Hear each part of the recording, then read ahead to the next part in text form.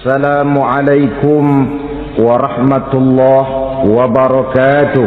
Waalaikumsalam warahmatullahi wabarakatuh. Ibadahnya rajin, kaya. Nih yang kayak begini susah digodain. Kalau ibadahnya rajin, miskin, kali bisa disogok. Sini imannya mantap, ibadahnya rajin, kaya, nabi lagi. Oh, tapi namanya iblis nggak kurang akal.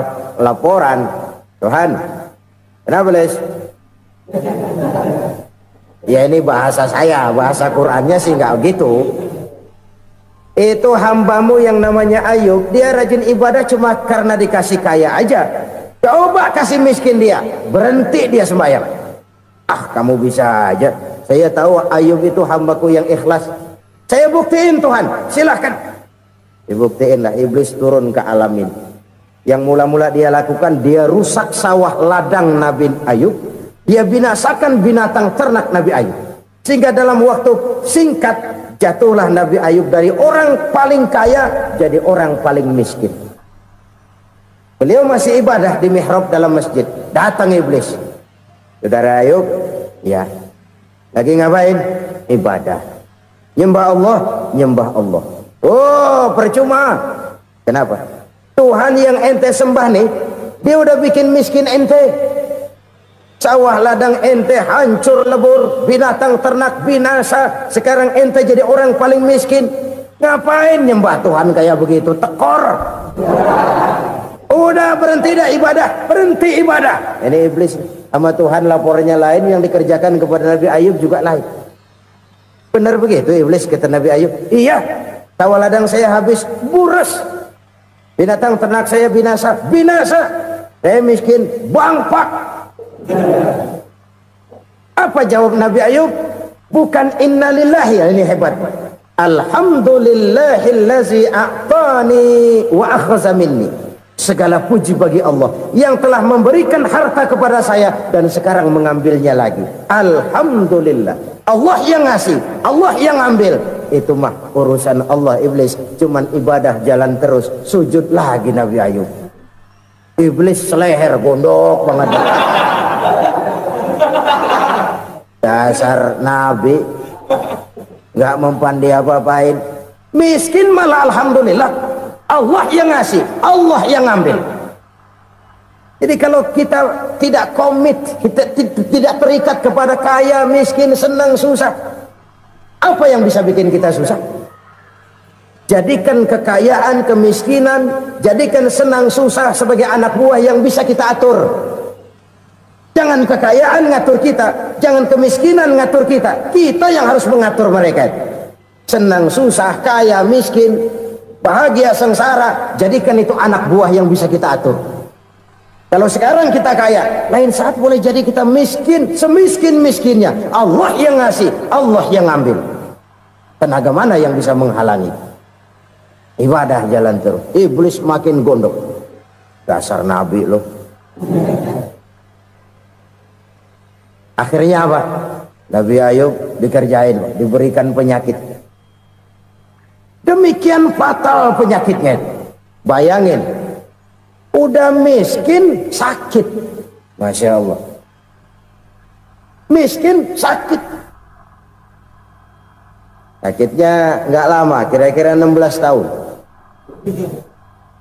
Istrinya 3, 2 mental minta ceraiin. Ngerawatin laki bengek begini. Senang belum tentu, susah udah pasti nih. Cerai aja, cerai dah. Cerai. Tinggal satu Siti Rahmah yang setia menemani beliau. Sesetia-setianya hati perempuan.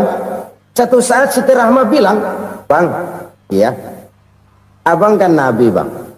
Lalu, namanya Nabi kan doanya jarang meleset, Bang. Maksud kamu minta kenapa sih sama Tuhan biar abang sembuh baik dah, Bang?"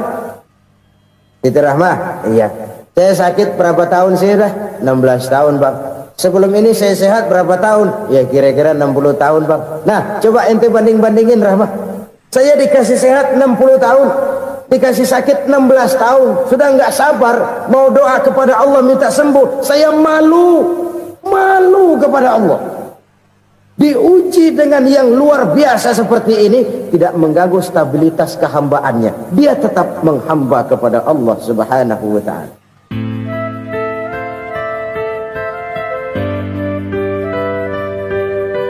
Selalu berusaha menyimpan sesuatu yang bisa membawa manfaat, baik untuk dirinya, untuk anak cucunya, maupun untuk keluarganya, untuk masa kini dan masa depannya. Kadang simpanan itu berbentuk uang, kadang berupa tanah, lain saat berbentuk pabrik, dan lain sebagainya. Sementara masa depan yang paling pasti adalah akhirat. Jika untuk masa depan dunia kita rela memeras keringat, membanting tulang, pergi pagi dan pulang petang, menyimpan uang, menyimpan tanah, menyimpan pabrik, pernahkah kita merenung jika satu saat kiamat datang, kita dibangkitkan dari kubur masing-masing, berdiri di padang mahsyar untuk mempertanggungjawabkan seluruh kegiatan hidup kita di dunia ini, lalu kita akan menuju ke alam akhirat? Sudahkah kita mempunyai simpanan untuk akhirat kita? Pada pertemuan kali ini saya ingin menyampaikan sebuah hadis di mana Rasulullah sallallahu alaihi wasallam bersabda, arba'un min kanzil jannah. Simpanan sorga ada 4 macam. Yang pertama, ikhfa'us sadaqah, menyembunyikan sedekah. Saudara-saudara kaum muslimin, sebagaimana yang kita maklum bahwa Allah Subhanahu wa ta'ala melebihkan sebagian rezeki dari kita terhadap yang lain. Ada yang kaya, ada yang setengah kaya, ada yang miskin, ada yang setengah miskin, dan selanjutnya. Ada yang gajinya kecil tapi penghasilannya gede. Ada yang penghasilannya gede tapi nggak punya gaji. Ada juga yang memang gajinya gede dan penghasilannya gede. Kelebihan rezeki merupakan sunnatullah dan tidak harus membuat kita merasa lebih dari yang lain. Bahkan sebaliknya, kelebihan itu harus membuat kita ringan tangan untuk menolong mereka yang memang memerlukan pertolongan. Kalau saudara diberikan ilmu, maka pertanyaan akhirat cuma satu: ilmumu kau amalkan untuk apa? Kalau saudara diberikan umur yang panjang, pengadilan akhirat juga bertanya satu: umurmu kau habiskan di mana? Tapi kalau saudara diberikan harta, pengadilan akhirat akan bertanya dua: hartamu kau dapat dari mana? Kau belanjakan kemana? Dari mananya ditanya, dan kemananya juga ditanya. Oleh karena kita akan dimintakan pertanggungan jawab, maka amanah yang bernama harta ini harus kita gunakan dengan sebaik-baiknya. Ada penggunaan yang merupakan kewajiban, itu zakat namanya. Ada penggunaan yang sewaktu-waktu, itu infak namanya. Ada yang lebih sewaktu-waktu lagi, dan itu sedekah namanya. Zakat dia terikat oleh haul dan nisab, oleh putaran batas waktu dan ukuran dari harta itu sendiri. Sedangkan infak terikat oleh situasi dan kondisi perekonomian seseorang. Sedangkan sedekah tidak terikat dengan apapun. Dalam kondisi seperti apapun kita bisa melakukan sedekah dengan yang terkecil sekalipun. Sampai-sampai Rasulullah sallallahu alaihi wasallam mengajarkan, la tahqiranna minal ma'rufi syai'an walau an talqa akhaka biwajhin talik. Atau ada hadis, tabassumuka fi wajhi akhika laka sadaqah. Senyumanmu kepada temanmu adalah sedekah. Jadi untuk melakukan sedekah tidak harus dalam berbentuk uang. Dengan ilmu kita bisa sedekah, dengan tenaga kita bisa bersedekah, dengan pikiran kita bisa bersedekah, bahkan senyum kepada teman itu pun sedekah. Jadi kalau sedekah dengan uang memang belum punya uang, nyengir aja banyakin. Itu asal pada tempatnya, jangan lalu ketemu tiang listrik cengengesan. Tentu tidak pada tempatnya dan tidak wajar. Nah, sedekah yang paling dicintai Allah adalah sedekah yang disembunyikan. Artinya jauh dari sifat riya. Kan kadang-kadang ada orang sedekah itu disebutkan namanya, apa tidak bagus? Kalau memang niatnya ikhlas, ya bagus-bagus saja. Untuk memberikan sugesti kepada yang lain. Si Fulan bin Fulan nyumbang sekian, diumumkan. Boleh kalau niatnya untuk memberikan rangsangan kepada yang lain supaya dia menyumbang lebih besar dari orang tadi. Tapi kalau itu mendatangkan riya, maka sedekah yang paling dicintai Allah adalah sedekah yang disembunyikan. Tangan kiri saja tidak tahu apa yang diberikan oleh tangan kanan. Sedekah yang dilakukan dengan ikhlas akan merupakan perbendaharaan surga, tersembunyi dari pandangan orang lain, tidak seorang pun tahu. Karena memang sikap yang baik adalah melupakan kebaikan dan mengingat kesalahan. Itu salah satu ciri orang bahagia. Orang yang selalu mengingat kesalahannya dan berusaha melupakan segala kebaikannya. Kalau dia akan berada kebaikan, dia tidak bisa ikut, dia merasa rugi karena dia merasa belum pernah berbuat baik. Tapi kalau akan melakukan kesalahan baru, dia ingat kesalahan yang sudah-sudah, sehingga terhalang baginya untuk melakukan satu kesalahan baru. Demikianlah saudara-saudara, bahwa Allah melebihkan rizki sebagian kita dari yang lain, agar terjadi tolong-menolong dalam kehidupan ini. Jadi kesenjangan yang nature, kesenjangan yang alami, itu sunnatullah. Ada yang kaya, ada yang miskin, ada yang kelas menengah. Nah, kenapa lalu sekarang kita berusaha mengentaskan kemiskinan? Oleh karena adanya kesenjangan struktural. Kalau yang kaya bisa semakin kaya, kenapa yang miskin tidak bisa naik jadi ikut sedikit kaya? Sebab pada dasarnya Islam adalah agama yang sejak turunnya sudah berupaya memerangi kemiskinan. Bahkan dikatakan kemiskinan itu mendekatkan kepada kekufuran.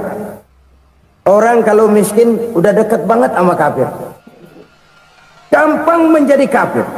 Berapa banyak saudara-saudara kita yang oleh karena soal perut, oleh karena soal materi, terpaksa meninggalkan dan menanggalkan akidahnya, menjual petunjuk yang diberikan Allah dengan kesenangan dunia yang cuma sebentar ini. Na'udzubillah summa na'udzubillah. Jadi makin kita sembunyikan satu sedekah, semakin banyak perbendaharaan kita di surga. Sedekah yang paling dicintai Allah adalah sedekah yang disembunyikan. Malahan ada seorang sufi, dia punya kebiasaan kalau pergi sholat Jumat dia bawa uang, itu uang dia taruh di bawah tikar masjid. Dia niat sedekah kepada siapa saja yang nemuin itu duit. Maksudnya apa? Supaya yang nemuin nggak tahu siapa yang punya duit. Demikian dia saking ingin menyembunyikan sedekahnya. Karena sifat riya itu bisa memakan amal kita sendiri. Riya itu termasuk menyebut-nyebut kebaikan kita. Orang yang suka nepuk dada, sedikit-sedikit ngitungnya kalau nggak gua. Tuh kalau nggak gua tuh yang belas itu kalau nggak gua, iya kalau nggak lu kenapa emang? Orang yang suka menepuk jasad, tuh biasanya memang begitu saudara-saudara. Kalau perang lagi berkecamuk, orang nggak sempat ngaku jadi pahlawan. Tapi begitu perang selesai, yang kagak kenal bedil ngaku pahlawan, mas. Itu sesuatu yang biasa. Oleh karenanya, orang-orang yang ikhlas dalam bersedekah, disembunyikannya sedekah itu Allah cinta betul. Malahan ada hadis memberikan jaminan, inna shadaqatal mar'il muslimi tazidu fil umri wa tadfa'u mitatas su'i. Sesungguhnya sedekahnya seorang mukmin tazidu fil umri, bisa menambah umur panjang, wa tadfa'u mitatas su'i, dan menyelamatkan manusia dari mati secara su'ul khatimah. Jadi siapa yang kepengen panjang umur, banyaklah sedekah.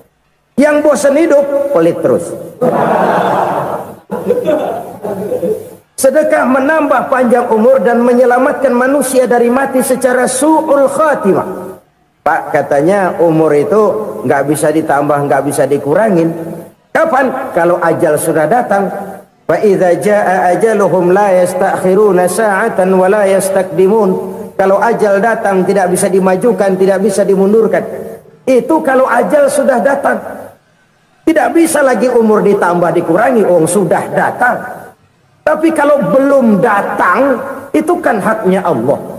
Mau ditambah, mau dikurangi, hak prerogatif Allah. Sebagai pencipta manusia, Allah maha kuasa dan maha mampu. Sedekah ini menambah panjang umur dan menyelamatkan manusia dari mati secara su'ul khatimah. Itu orang mati kan sama ya, kondisinya mati, nggak nafas. Tapi hakikat mati kan lain-lain. Ada yang mati itu husnul khatimah, baik akhirnya. Misalnya lagi ngaji mati, lagi sholat mati, lagi sedekah mati. Ini yang dinamakan dengan husnul khatimah, baik di akhirnya. Sebaliknya ada yang su'ul khatimah, jelek di akhirnya. Ini yang jadi catatan akhir. Lagi nyekek botol, mampus. Lagi banting kartu, modar. Su'ul khatimah, jelek pada akhirnya. Sedekah menyelamatkan manusia dari mati secara su'ul khatimah. Dan kita semua kepengen mendapat husnul khatimah, jauh dari su'ul khatimah. Oleh sebab itu yang bisa menyelamatkan kita dari penyakit itu antara lain adalah sedekah yang disembunyikan, yang dikerjakan dengan ikhlas karena Allah. Tidak karena kepengen dipuji orang, tidak karena ingin dikatakan orang pemurah, sebab orang dermawan itu orang yang memberi tanpa harus diminta. Kalau masih harus diminta, ya belum dermawan namanya, masih harus diminta. Kalau nggak diminta ya tulus, lolos, polos. Saudara-saudara kaum muslimin rahimakumullah, harta adalah amanat dan akan kita pertanggungjawabkan. Allah melebihkan rizki sebagian kita dari yang lain agar kita saling tolong menolong, bantu membantu. Nabi janjikan siapa yang meringankan beban saudaranya muslim di dunia, Allah akan meringankan bebannya di akhirat nanti. Sebuah jaminan dari baginda Nabi. Si orang yang kita bantu barangkali tidak bisa membalas, Allah yang akan membalas lewat jalan lain yang tidak pernah kita sangka-sangka. Ada orang tanya, Pak, ini ada orang nyumbang masjid sambil marah-marah, bagaimana? Saya bilang sumbangannya aja ambil, marahnya jangan. Marahnya jangan diambil, itu urusan dia.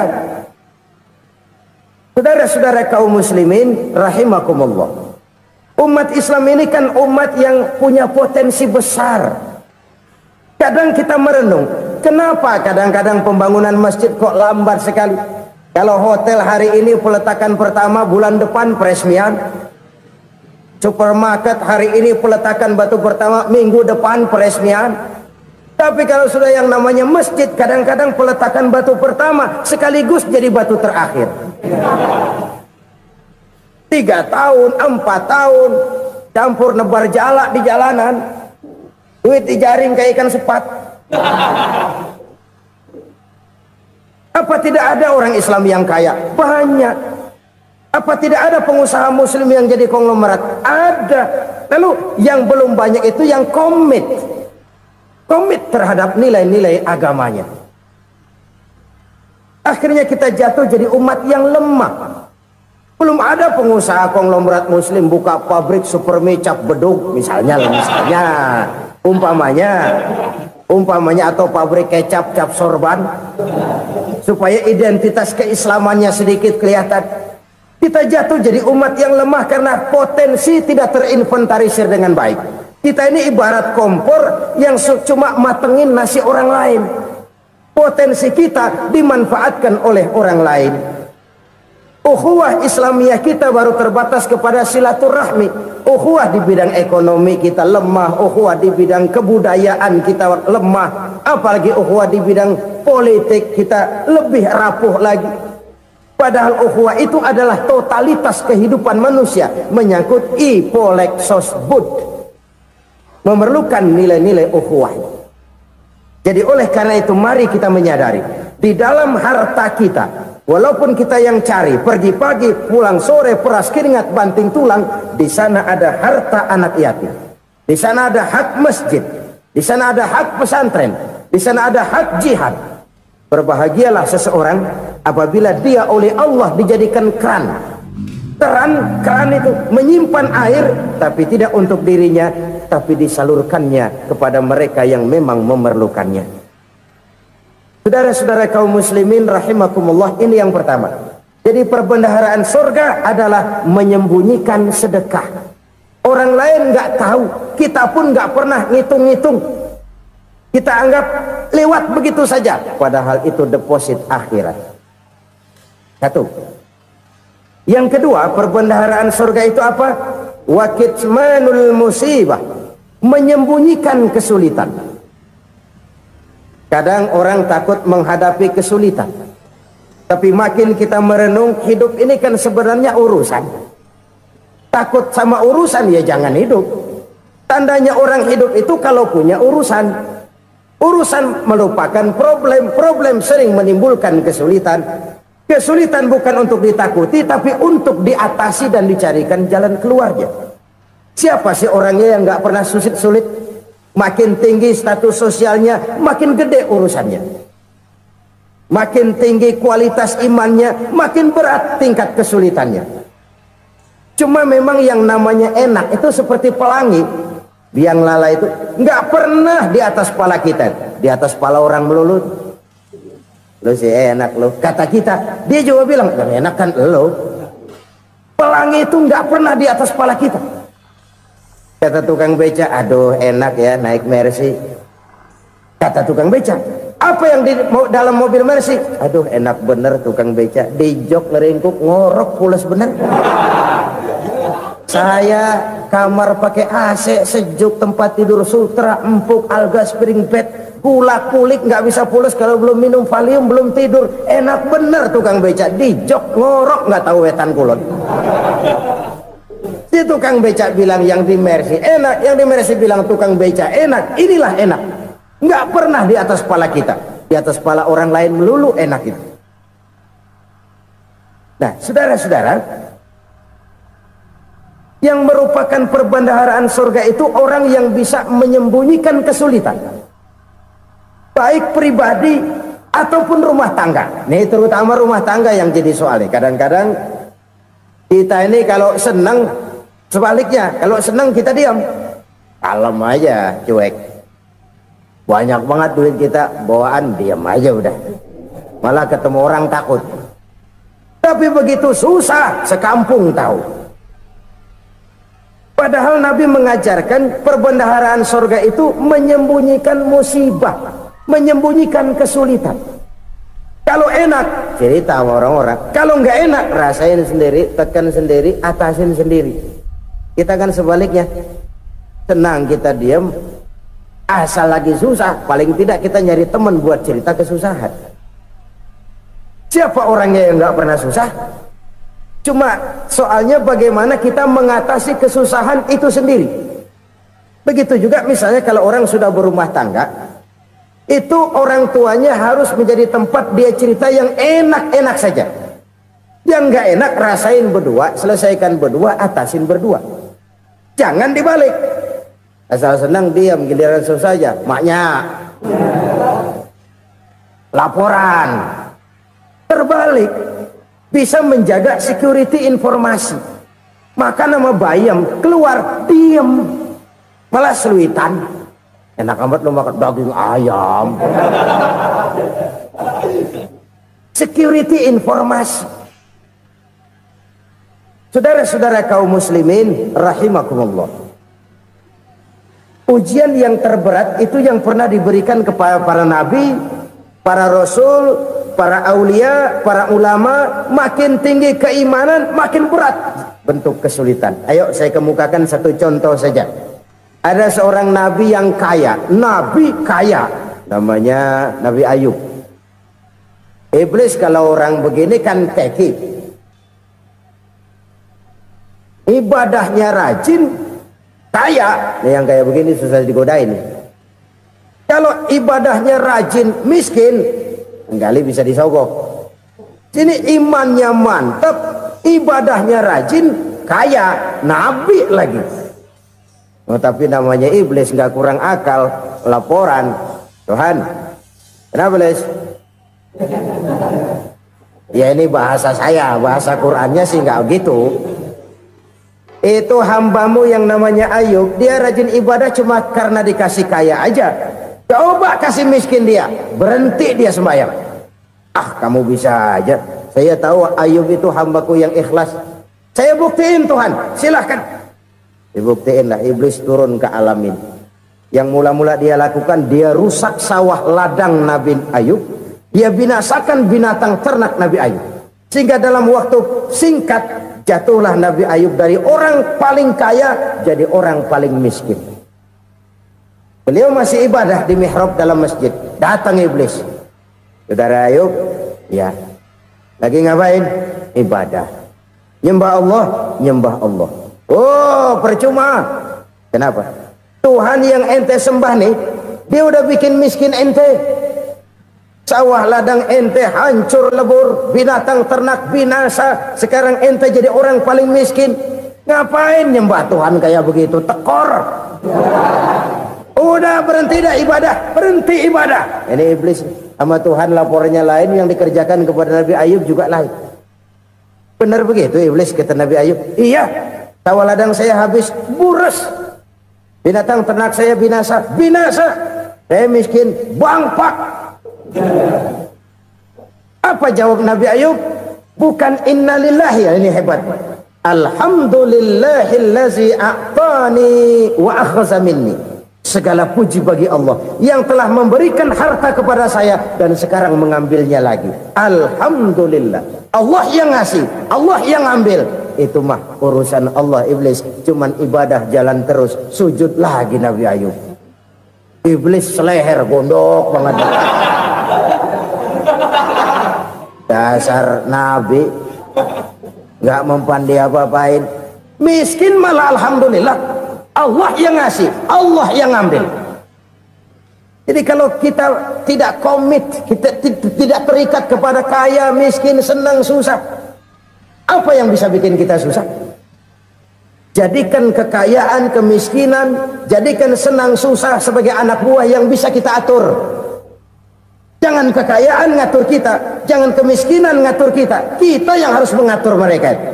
Senang, susah, kaya, miskin, bahagia, sengsara, jadikan itu anak buah yang bisa kita atur. Kalau sekarang kita kaya, lain saat boleh jadi kita miskin, semiskin-miskinnya. Allah yang ngasih, Allah yang ngambil. Tenaga mana yang bisa menghalangi? Ibadah jalan terus. Iblis makin gondok. Dasar Nabi loh. Akhirnya apa? Nabi Ayub dikerjain, diberikan penyakit. Demikian fatal penyakitnya. Bayangin, udah miskin sakit. Masya Allah. Miskin sakit. Sakitnya nggak lama, kira-kira 16 tahun. Istrinya 3, 2 mental minta ceraiin. Ngerawatin laki bengek begini. Senang belum tentu, susah udah pasti nih. Cerai aja, cerai dah. Cerai. Tinggal satu Siti Rahmah yang setia menemani beliau. Sesetia-setianya hati perempuan. Satu saat Siti Rahmah bilang, "Bang, iya, abang kan Nabi bang. Lalu namanya Nabi kan doanya jarang meleset bang. Maksud kamu minta kenapa sih sama Tuhan biar abang sembuh baik dah bang?" Siti Rahmah, iya. Saya sakit berapa tahun sih dah? 16 tahun bang. Sebelum ini saya sehat berapa tahun? Ya kira-kira 60 tahun bang. Nah coba ente banding-bandingin Rahmah.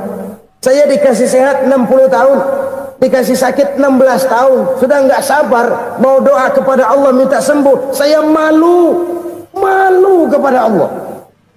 Diuji dengan yang luar biasa seperti ini, tidak mengganggu stabilitas kehambaannya. Dia tetap menghamba kepada Allah Subhanahu wa ta'ala.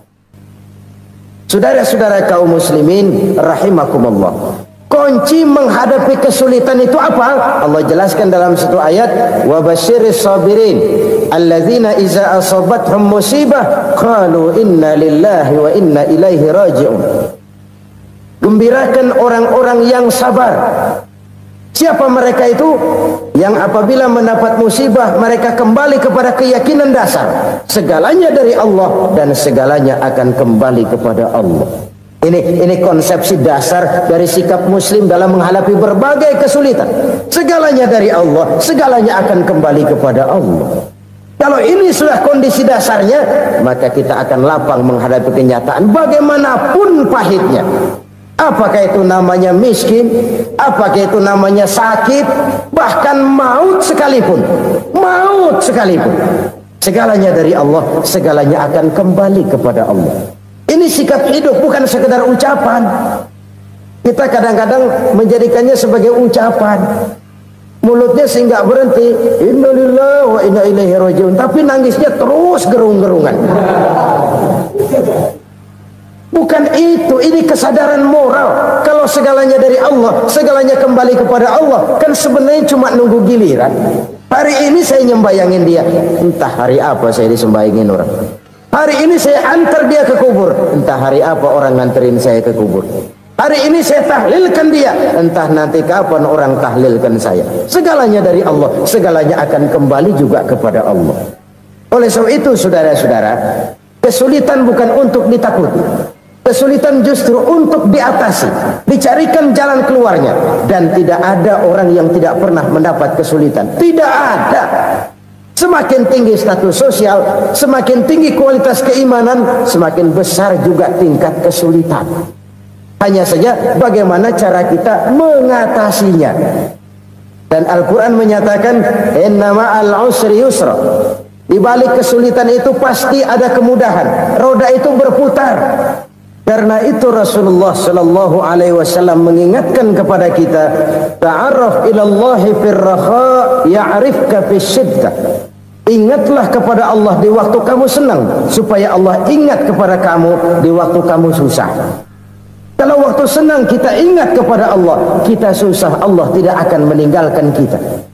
Tapi kalau waktu senang kita jauh dari Allah, sujud tidak sempat, dengan masjid jauh, ketika senang kita lupakan Allah, nanti begitu kita susah, Allah lupakan kita, dan itu menyakitkan. Oleh karena itu orang-orang tua kita dulu bilang, kalau lagi sehat ingat-ingat lu bakal sakit nanti. Kalau lagi kaya ingat-ingat satu saat kita bakal jatuh miskin. Bahkan kalau lagi muda ingat-ingat kita bakal tua. Dan yang terpenting, kalau lagi hidup ingat-ingat kita bakal mati. Saudara-saudara kaum muslimin rahimakumullah. Jadi yang kedua yang merupakan perbendaharaan surga, menyembunyikan musibah. Saudara-saudara kaum muslimin rahimakumullah. Hal ketiga yang merupakan perbendaharaan surga adalah wasilatur rahmi. Orang yang suka bersilaturahmi. Sebagaimana yang kita maklum bahwa manusia adalah makhluk yang disebut zon politika. Makhluk sosial yang tidak mungkin hidup sendiri-sendiri. Betapa dan siapapun kita memerlukan orang lain. Bodoh betul manusia kalau tinggal di tengah masyarakat tapi tidak mau bermasyarakat. Merasa hebat sendiri, pintar sendiri, gagah sendiri, kaya sendiri. Mungkin kalau mati juga ngubur sendiri. Jangankan kita di sini, di sorga saja Nabi Adam waktu sendirian bengong melulu, mondar mandir. Allah tegur dam sepi dam. Ya ini kalau bahasa saya. Iya Tuhan sepi ini nggak ada coret-corekan pisan ini. Diciptakan Siti Hawa baru anteng Nabi Adam. Itu di surga. Cobalah. Umpamanya saudara tinggal di Jakarta nih. Kaya bener. Apaan aja di Jakarta punya saudara deh. Jembatan Semanggi ambil, Monas buntel bawa pulang, hotel-hotel ambil semua. Cuman tinggal di Jakarta sendirian, apa enaknya? Betapa dan siapapun kita perlu orang lain. Tidak ada seorang pun yang bisa memenuhi kebutuhan hidupnya secara sendiri-sendiri. Nah, Islam telah menyelamatkan manusia dari ras diskriminasi, mengikat manusia dengan persaudaraan yang berlandaskan kepada akidah. Karena itu dianjurkan bersilaturahmi.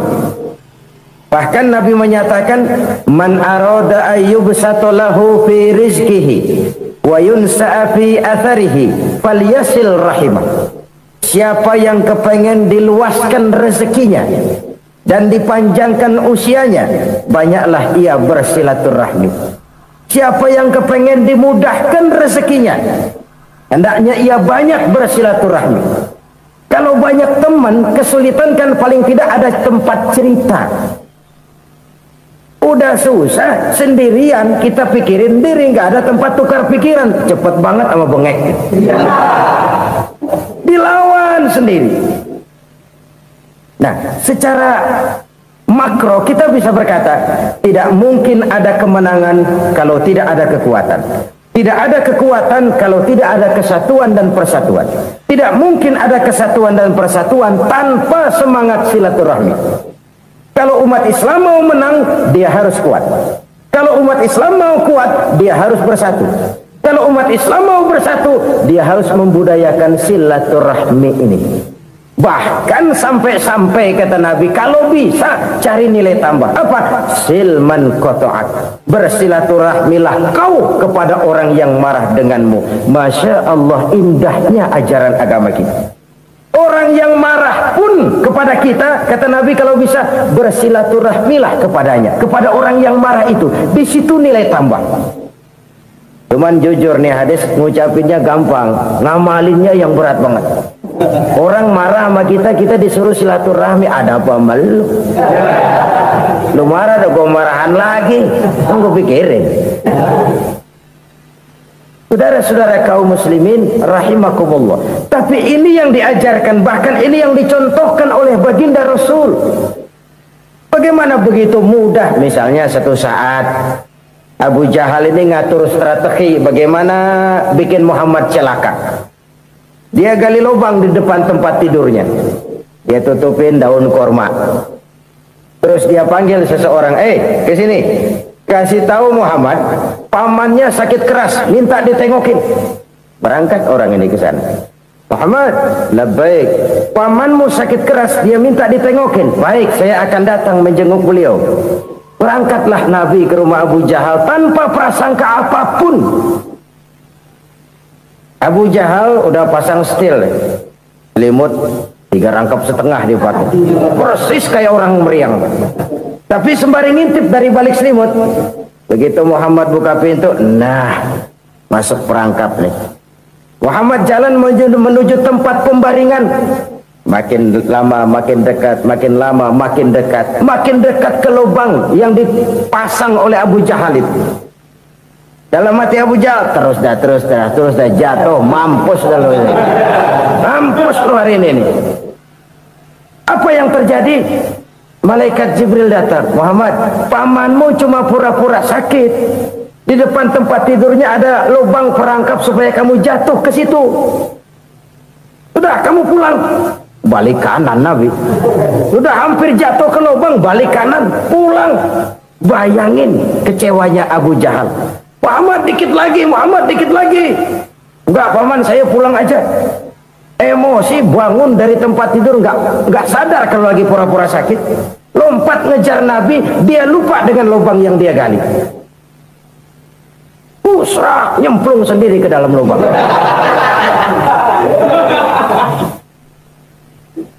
Nabi terus berlalu. Ini terjadi keanehan. Jatuh ke lubang yang dia gali itu sebenarnya nggak terlalu dalam ya, antara 3-4 meteran lah. Tolong, saya jatuh ke lubang ini. Datanglah pelayan-pelayannya itu. Angkat saya dari sini. Oh, yang ngulurin tambang. Satu gulung, belum juga nyampe itu tambang. Kurang, beli lagi ke warung. Sambung, ulur lagi, nggak juga bisa sampai. Wah, ini kerjaan Muhammad ini. Tolong, siapa salah seorang kamu ke rumah Muhammad, kasih tahu encangnya kecebur. minta ditolongin. Sampaikan kepada Rasul. Kenapa? Pamanmu jatuh ke lubang, Muhammad minta tolong diangkatin. Hambang udah nyambung-nyambung gak nyampe juga. Ya nanti saya datang, saya tolong. Coba ini. Nyata-nyata orang berniat jahat mau mencelakakan dia, datang dia menolong. Ini yang disebut air tuba dibalas air susu ya, ini bukan sebaliknya. Air tuba dibalas air susu. Paman kecebur ya? Iya Muhammad, tolongin pegang tangan saya. Nabi ulurkan tangannya, nyampe, dipegang oleh Abu Jahal, diangkat ke atas. Sampai atas, apa kata Abu Jahal? Sihirmu memang hebat Muhammad. Udah ditolongin dikata sihir. Yang enak kita kemplang kan itu orang begitu. Urusan apa? Tapi inilah akhlak. Kalau bisa kamu bersilaturahmilah dengan orang yang marah kepadamu sekalipun. Orang marah kita tetap baik. So, kalau kita berbuat baik sama orang yang memang baik, rasanya sih biasa-biasa aja. Orang baik kita baik lagi, ya draw aja, belum ada nilai tambah di situ. Baru ada nilai tambah kalau kita bisa berbuat baik kepada orang yang nyakitin kita. Itu namanya kita setingkat di atas dia. Dia sakitin kita, kita berbuat baik sama dia. Dia pelit sama kita, kita baik sama dia. Dia marahin kita, kita deketin dia. Di situ kita punya nilai tambah. Jadi siapa yang ingin diluaskan rezekinya kata Nabi dan dipanjangkan umurnya, hendaklah ia banyak-banyak bersilaturahmi. Sederhana sebenarnya silaturahmi, tapi silaturahmi membangkitkan semangat kesatuan dan persatuan. Kesatuan dan persatuan melahirkan kekuatan. Dalam matematika 1 ditambah 1 pasti 2. Tapi di tengah masyarakat 1 orang takut ditambah 1 orang takut, hasilnya jadi 2 orang setengah berani. Kenapa setengah berani? Karena udah berdua. Tadi pan takut sendirian, kalau dia kumpul turu-turu takutlah jadi berani. Kita yang lemah, kita yang tidak berdaya, kita yang miskin, kalau mau kompak bersatu, apa yang nggak bisa kita kerjain? Apalagi tinggal di kota besar, pilihan cuma 2. Bertahan atau minggir. Bertahan atau minggir. Untuk bisa bertahan harus mampu bersaing. Untuk mampu bersaing harus punya keahlian. Keahlian harus ditunjang dengan pendidikan, ditambah oleh kekompakan sebagai umat. Udah miskin mencar mulu, orang injek gitu. Orang nggak pandang urusan apa yang malu. Oleh karena itu silaturahmi pada hakikatnya merupakan roh dari ukhuwah yang diajarkan oleh agama kita. Bagaimana Islam menyelamatkan masyarakat manusia dari ras diskriminasi, mengikat manusia, dan tidak ada persaudaraan yang lebih indah selain persaudaraan yang diikat dengan nilai-nilai akidah. Sepanjang orang di jalan Allah, itulah saudara kita. Keluar dia dari jalan Allah, selesailah persaudaraan sampai di situ. Karena itu, kalau ingin menyimpan sesuatu di surga, banyaklah bersilaturahmi. Datang ke rumah ini, datang ke rumah itu, dan lain sebagainya. Itu simpanan kita di akhirat nanti. Ini yang ketiga. Saudara-saudara, yang keempat, perbendaharaan surga itu apa? Wa qawlu la hawla wa la quwwata illa billah. Ucapan la hawla wa la quwwata illa billah. Ibadah kan ada yang berat, modalnya besar. Bangun masjid berat, modalnya besar. Bangun rumah sakit berat, modalnya besar. Ada ibadah yang berat, tapi modalnya ringan. Misalnya puasa. Puasa itu berat, mengendalikan nafsu.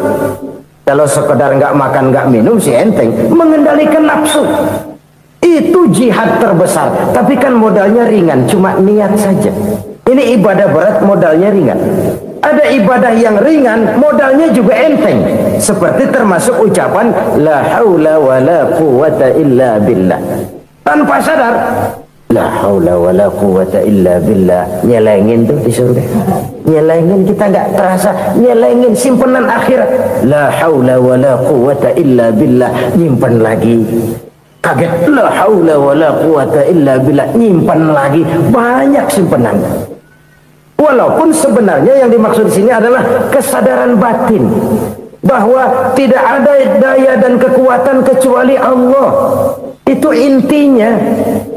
Kita memulai pekerjaan disunahkan baca bismillah, kan begitu. Apa itu? Kesadaran moral bahwa ini saya bisa kerjakan. Saya kerjakan ini dengan menyebut nama Allah. Kenapa? Kalau Allah tidak memberikan daya dan kekuatan, mana mampu saya kerjakan ini. Maka saya kerjakan ini dengan menyebut nama Allah. Bismillah. Kesadaran moral. Manusia hanya wajib berusaha, tapi nggak pernah wajib berhasil.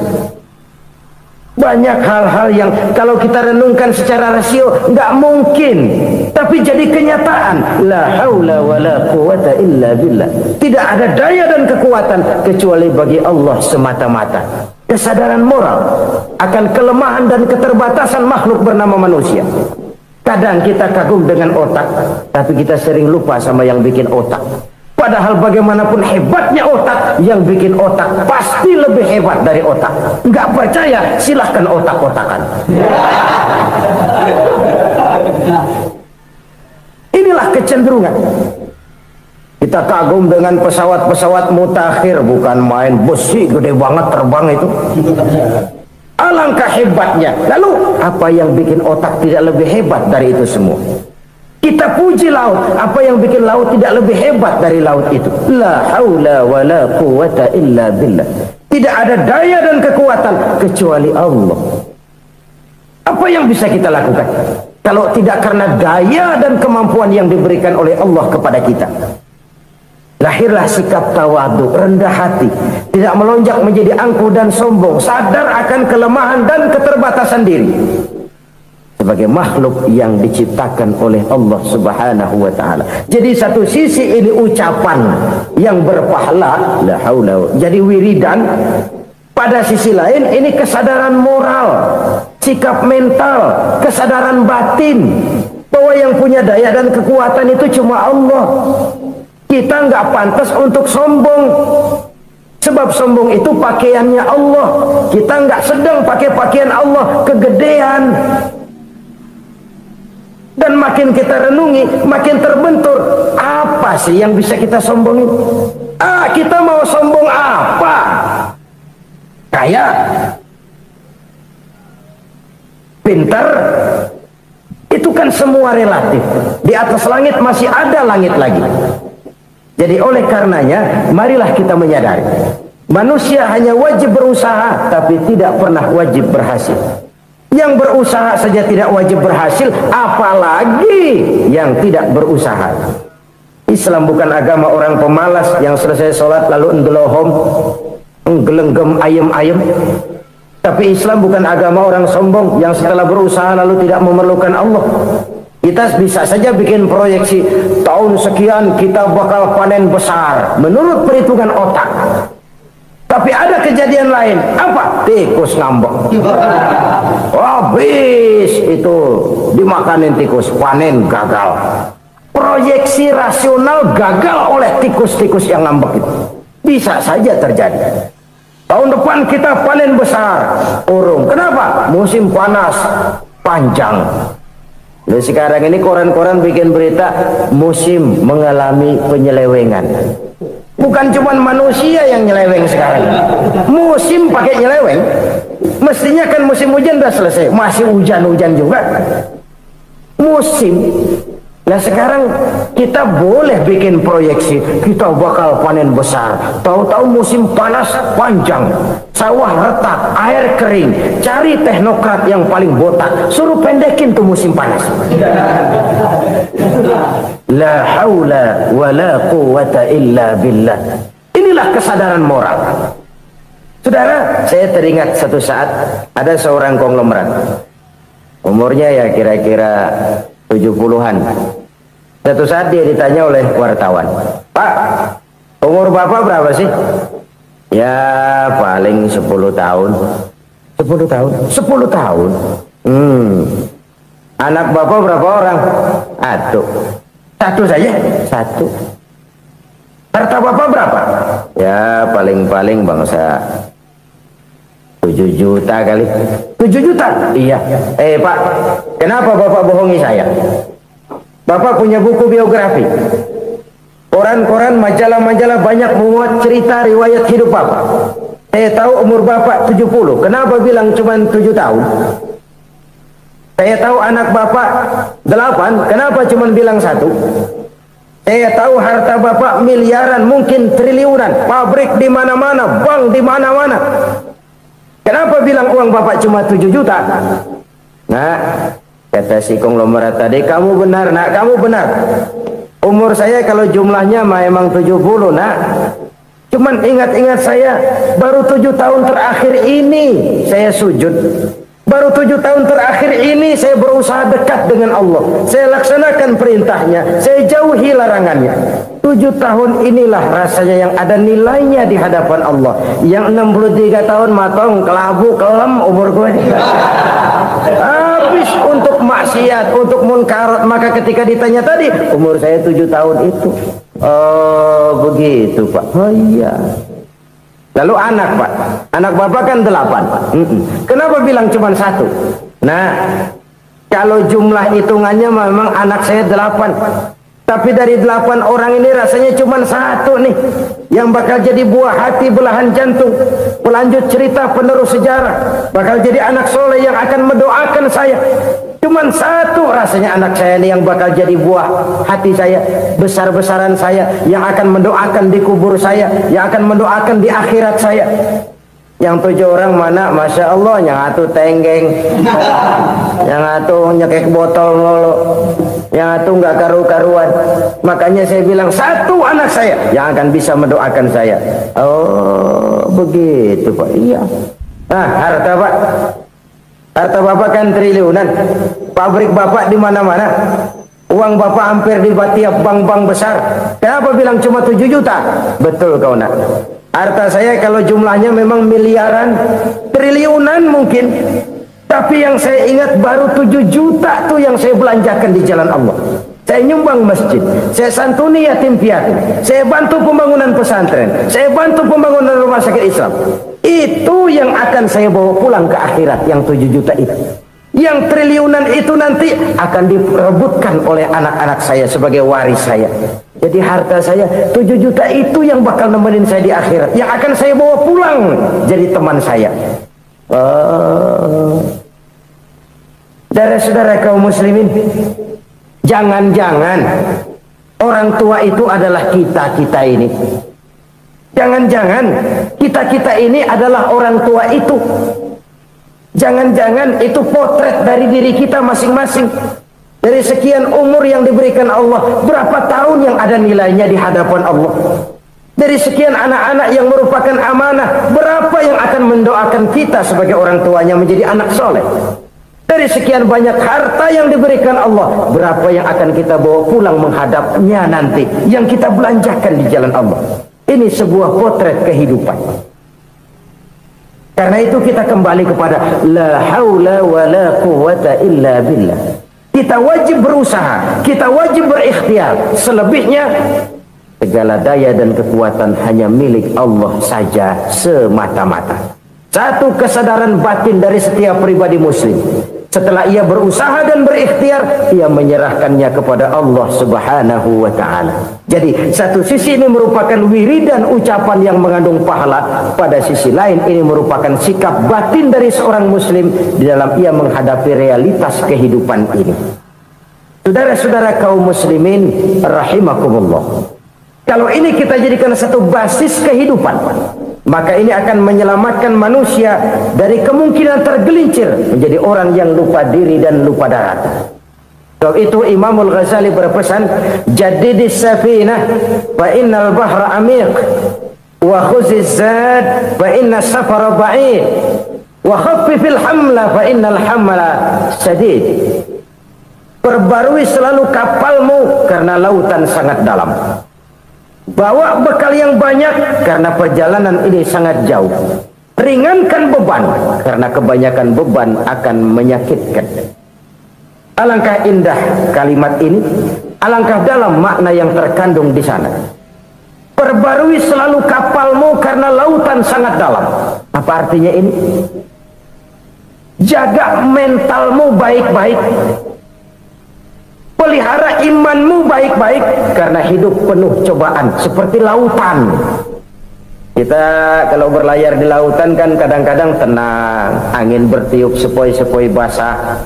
Jika malam datang, bintang gemintang bertabur menghias cakrawala, rembulan memantulkan sinarnya dengan indah. Dalam keadaan begitu berlayar enak. Tapi lain saat ombak menggunung, halilintar menyambar, angin topan bertiup. Berapa banyak sudah saudara-saudara kita yang tenggelam di lautan dunia tanpa sadar bahwa dia belum sampai kepada pantai yang akan dituju. Berapa banyak sudah saudara-saudara kita yang tenggelam di lautan dunia ini tanpa sempat bangkit lagi. Dia menyangka sudah sampai kepada tujuannya.